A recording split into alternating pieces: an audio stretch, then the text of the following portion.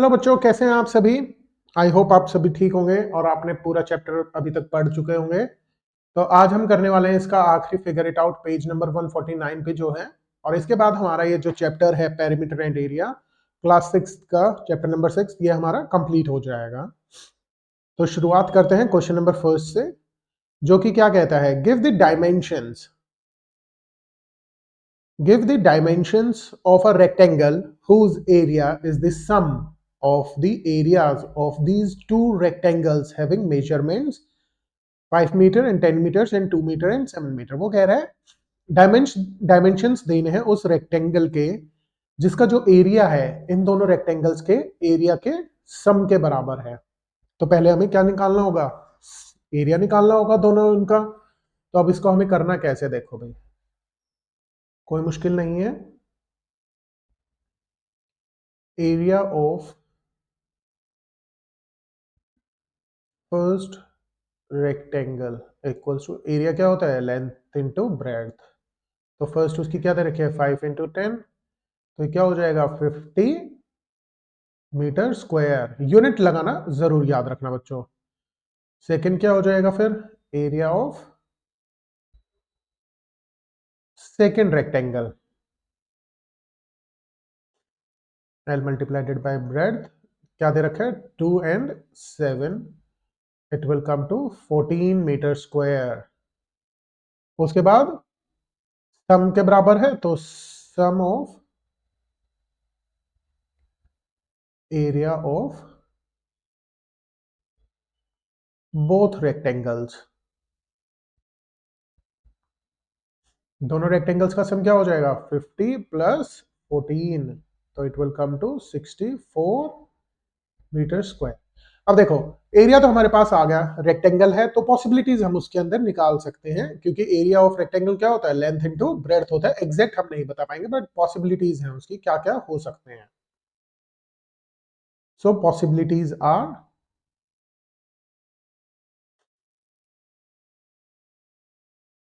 Length 8 metres भी हो सकती है और ब्रेड्थ क्या हो सकती है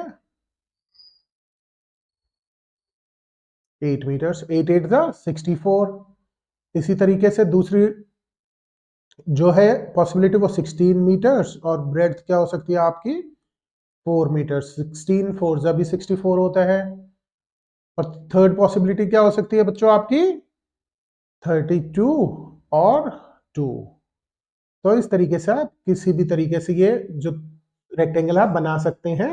ये सारी 3 इंच की पॉसिबिलिटीज हो सकते हैं, इसकी डायमेंशंस की, लेंथ और ब्रेड्थ की जो पॉसिबिलिटीज हैं वो ये तीनों हो सकती हैं। आप किसी से भी ड्रॉ कर सकते हैं। चलो भाई अगले सवाल की तरफ बढ़ते हैं अब हम। नेक्स्ट क्वेश्चन क्या कह रहा है, next question says the area of a rectangular garden. बहुत बढ़िया, एक रेक्टेंगुलर गार्डन है, उसका एरिया हमें दे रखा है 1000 और लेंथ हमें दे रखी है 50 मीटर्स। तो निकालना क्या हमें, विड्थ निकालनी है। अरे बड़ा इजी है भाई, आपको सभी को बच्चों को अब तक एरिया याद हो गया होगा, फॉर्मूला उसका area of rectangular garden is equals to length into breadth. ठीक है, एरिया हमें दे रखा कितना 1000, लेंथ हमें दे रखी है 50, तो हमारी जो ब्रेड्थ है वो क्या हो जाएगी एरिया डिवाइडेड बाय लेंथ। 0 से 0 कैंसिल आउट, इसको करेंगे कैंसिल आउट, तो 20 मीटर्स। यूनिट मीटर्स में दे रखी है, तो width is equals to 20 metres. ठीक है, ये हमारी विड्थ क्या आ गई 20 मीटर आ गई हमारी विड्थ। तो बच्चों फॉर्मूला आप अच्छे से याद कर लो, हर एक सवाल बड़ा इजीली होता चला जाएगा, अभी नहीं आगे तक भी। चलो अब इसी के साथ हम बढ़ते हैं क्वेश्चन नंबर 3 की तरफ।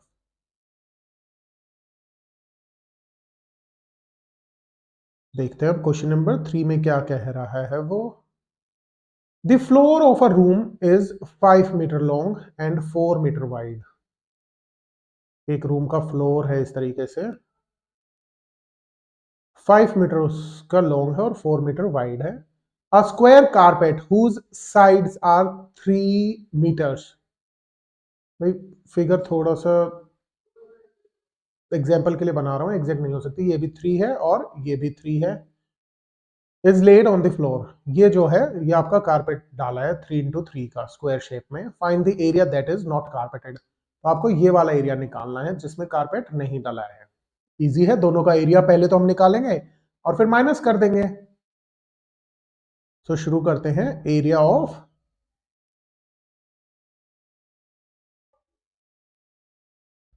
Room equals to length into breadth.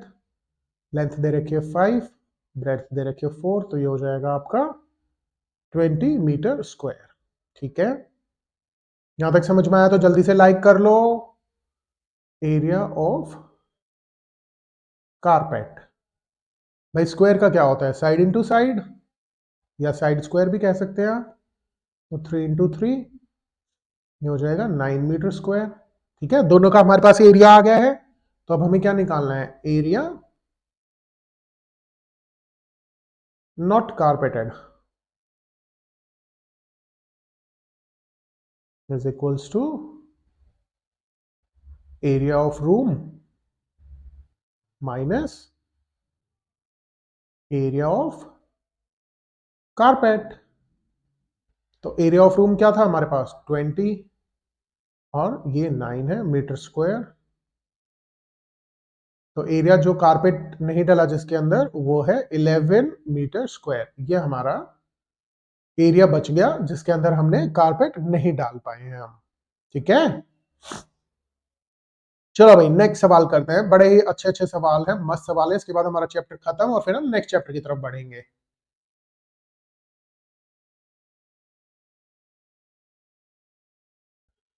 Four flower beds having sides 2 meter long and 1 meter wide are dug at the four corners of a garden that is 15 meter long and okay। भाई ये garden है, देखो किस तरीके से ये garden है। ये गार्डन है, 15 मीटर इसकी लेंथ है और 12 मीटर इसकी ब्रेड्थ है। चारों कोनों पर ना इस तरीके से इसको खोद दिया गया फ्लावर बेड लगाने के लिए, और इसकी जो डायमेंशंस दे रखी है 2 और 1 दे रखी है। ठीक है, how much area is now available for laying down a lawn, और लॉन लगाने के लिए कितना एरिया बच गया। सिंपल है भाई, पहले तो पूरे गार्डन का एरिया निकाल लेंगे और फिर चारों जो कॉर्नर्स पे हमने फ्लावर बेड के लिए डग किया है उसका एरिया निकाल लेंगे और माइनस कर देंगे तो हमारा अवेलेबल एरिया आ जाएगा लॉन के लिए। तो देखो करना कैसे है, सबसे पहले हम निकालेंगे एरिया ऑफ गार्डन। फॉर्मूला हमें पता ही है, लेंथ इंटू ब्रेड्थ होता है। लेंथ दे रखी है हमें 15, ब्रेड्थ दे रखी है 12, तो हमारा क्या आ जाएगा बताओ, 180 मीटर स्क्वायर। ठीक है, अब area of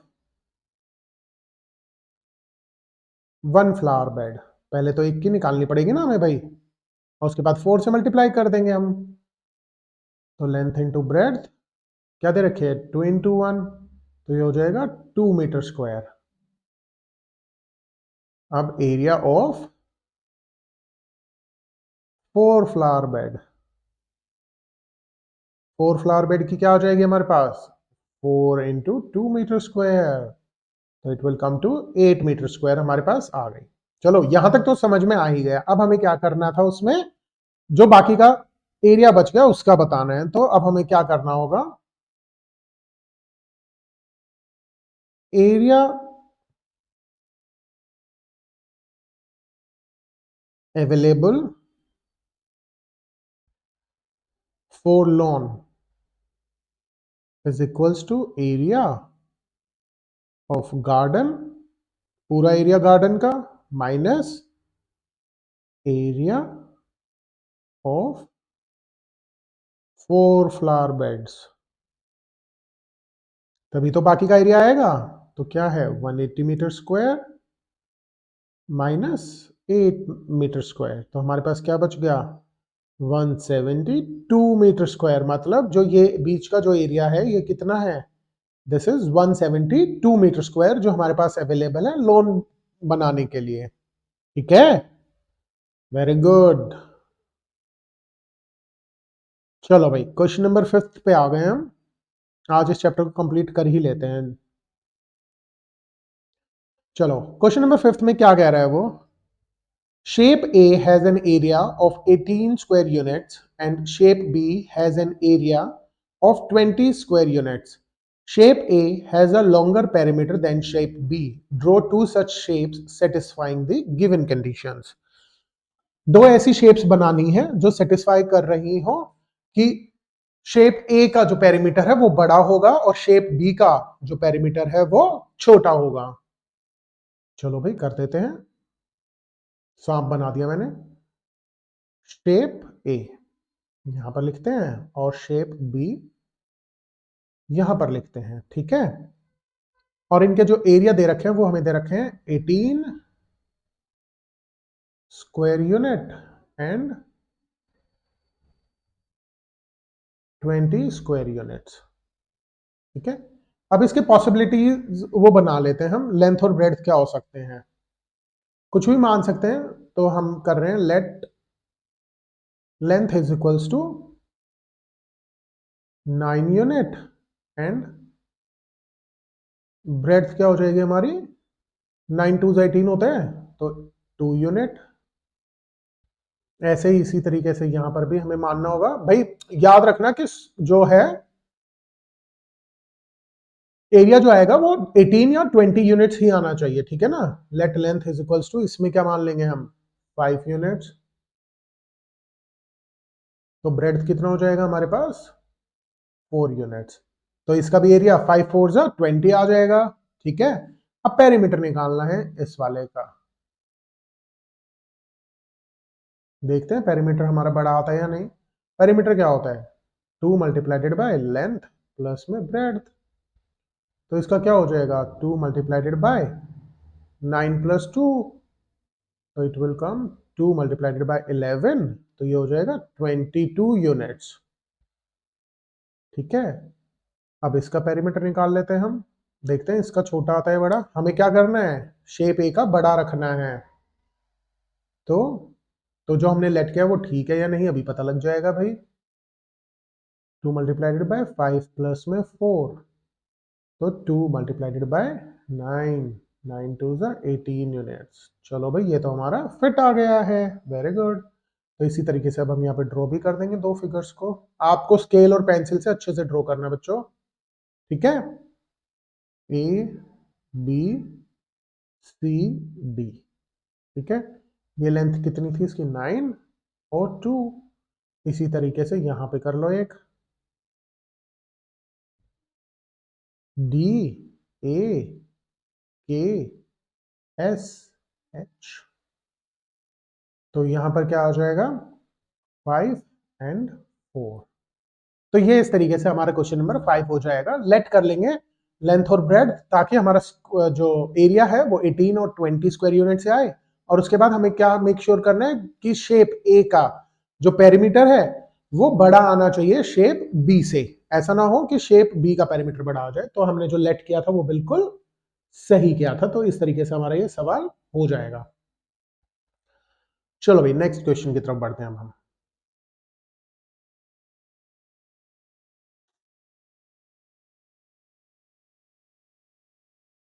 On a page in your book, draw a rectangular border that is 1 centimeter from the top and bottom and 1 centimeter from the left and right sides. What is the perimeter of the border?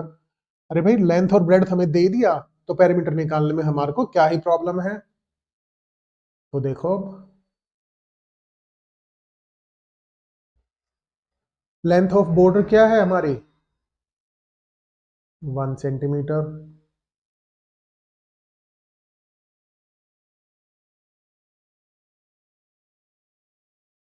And breadth of border क्या है हमारी,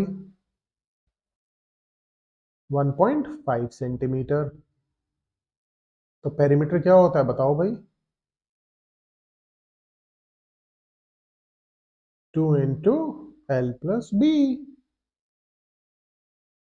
1 plus 1.5, 2 multiplied by 2.5, तो हमारा आ जाएगा 5 centimetre.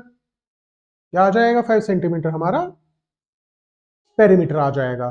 तो इसी के साथ हमारा होता है क्वेश्चन नंबर 6 कंप्लीट। तो अब हम बढ़ते हैं आगे की तरफ। चलो भाई, ये वाला इंटरेस्टिंग क्वेश्चन आ गया अब हमारे पास, वेरी इंटरेस्टिंग। ये क्या कह रहे हैं? Draw a rectangle of size 12 and 8 units. एक रेक्टेंगल आपको ऐसे बनाना है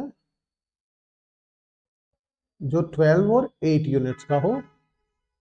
draw another rectangle inside it without touching the outer rectangle that occupies exact half area. और अंदर एक ऐसा रेक्टेंगल और बनाना है जिसका जो एरिया हो ना वो हाफ होना चाहिए, और आउटर रेक्टेंगल की साइड्स को टच नहीं करना चाहिए। तो उसकी डायमेंशंस आपको बतानी पड़ेंगी, तभी तो ड्रॉ होगा। चलो भाई करते हैं। तो सबसे पहले तो एरिया निकाल लेंगे भाई आउटर इसका, तभी तो हाफ पता चलेगा हमें। Area of outer rectangle. जब तक हमें एरिया ही नहीं पता होगा तो अंदर वाले का हाफ कैसे करेंगे? तो लेंथ इंटू ब्रेड्थ, 12 इंटू 8, तो ये हो जाएगा 96 स्क्वायर यूनिट। अब नेक्स्ट क्या था? एरिया ऑफ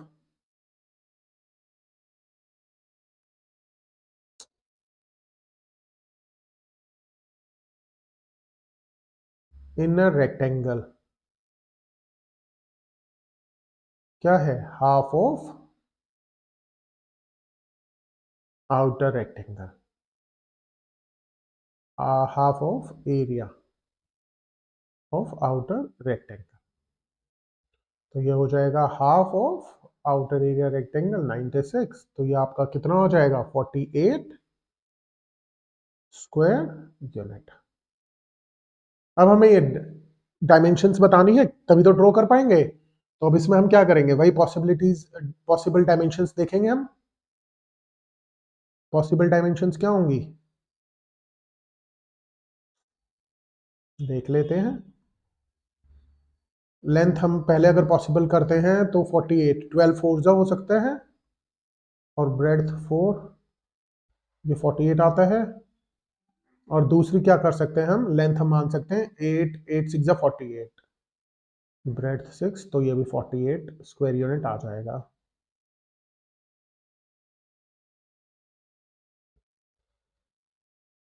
लेकिन उसने ऊपर कहा है कि भाई टच नहीं करना चाहिए, तो ये तो होगा ही नहीं। तो हमारा आंसर क्या होगा? ये वाला होगा।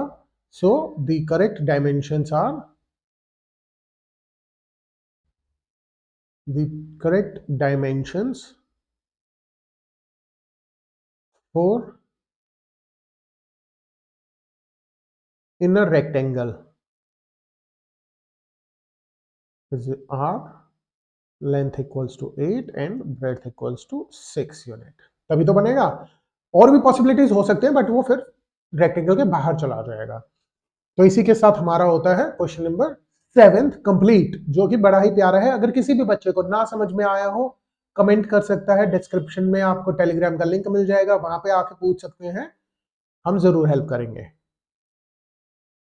चलो भाई, क्वेश्चन नंबर 8 में क्या कह रहा है वो? A square piece of paper is folded in half. बहुत ही बढ़िया, एक स्क्वायर पीस है, हमने इसको यहां से हाफ कट करके और फोल्ड कर लिया। The square is then cut into two rectangles along the fold. यहां से हमने कट कर लिया यहां से, ठीक है। Regardless of the size of the square, one of the following statements is always true. Size कुछ भी हो स्क्वायर का, लेकिन जो ये चार स्टेटमेंट्स दे रखे हैं उनमें से एक हमेशा ठीक होगी। Which statement is true here, ये बताना है। तो कहता क्या है? The area of each rectangle is larger than the area of the square. हर रेक्टेंगल का जो एरिया है वो स्क्वायर के एरिया से बड़ा होगा हमेशा। चलो हम क्या करते हैं, स्क्वायर का ना लेंथ मान लेते हैं 4 4 4 एंड 4, और ये हाफ कितना हो जाएगा यहां से यहां तक? ये हो जाएगी 2, ठीक है। तो ट्राई कर लेते हैं। एरिया ऑफ क्या हो जाएगा? 4 इंटू 4 16, और एक उसका क्या हो जाएगा? 2 into 4 8। The area of each rectangle is larger than the area of the square. ये तो फॉल्स ही हो गया भाई, क्योंकि एरिया ऑफ रेक्टेंगल क्या आ रही है? 8 आ रही है, और स्क्वायर उसका 16 है। नेक्स्ट क्या कहता है, the perimeter of square is greater, the perimeter of square is greater than the perimeters of both the rectangles added together. ये भी ट्राई कर लेते हैं भाई। पेरीमीटर ऑफ स्क्वायर क्या कह रहा है वो, कितना होगा?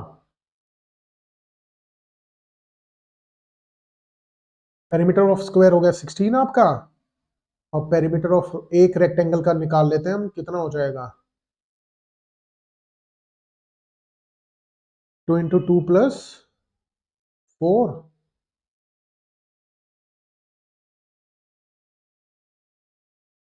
6, तो ये 12 हो जाएगा। तो दोनों का कितना हो जाएगा? बोथ रेक्टेंगल्स का कितना हो जाएगा हमारा? बोथ रेक्टेंगल्स का पेरीमीटर विल बी 24। दोनों को ऐड कर लेंगे तो the perimeter of square is greater than, ये भी फॉल्स हो गया भाई, नहीं होगा, छोटा आ रहा है।